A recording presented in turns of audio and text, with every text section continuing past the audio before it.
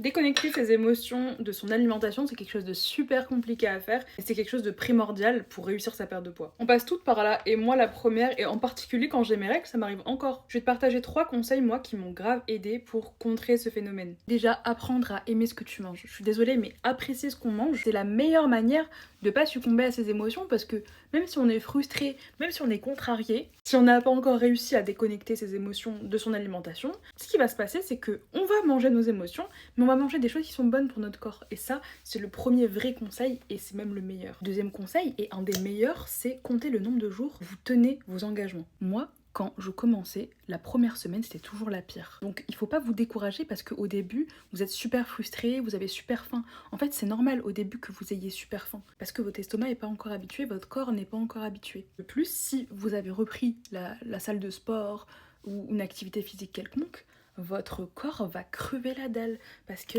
il va se dire oula, c'est pas une habitude connue pour moi, donc j'ai besoin de plus d'énergie, mais c'est un bait, faut pas l'écouter au début. Contentez-vous de ce que vous avez prévu de manger et je vous jure qu'au bout d'une semaine, vous allez avoir votre appétit déjà qui commence à se réguler. Donc le conseil est le suivant, s'il vous plaît, mettez-vous des post-it ou je sais pas, avec jour 1, jour 2, jour 3 et vous verrez en fait que le temps passe très très lentement. Un days count, moi au bout de 14 jours où j'ai recommencé à faire du sport, à bien manger, etc., j'avais l'impression que ça faisait 6 mois.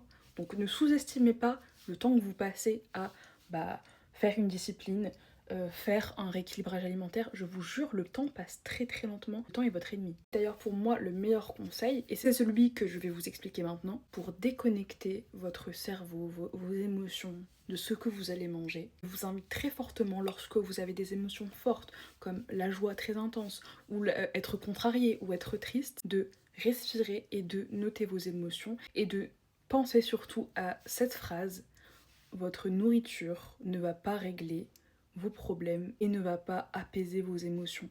Ça va les apaiser de manière très très très temporaire.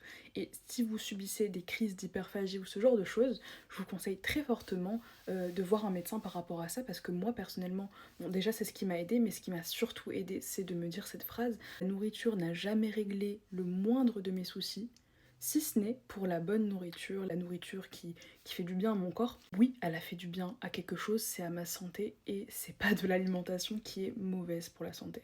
Ouais, ça c'est mes petits conseils, et je vous invite très très très fortement à les appliquer en fait, parce que moi c'est ce qui m'a aidé à sortir de l'hyperphagie, qui est en train de m'aider à sortir de l'obésité parce que j'en suis pas encore sortie. Donc si ça t'intéresse de suivre mes petites astuces, je t'invite très très fortement à t'abonner et à laisser ton meilleur like. Bisous!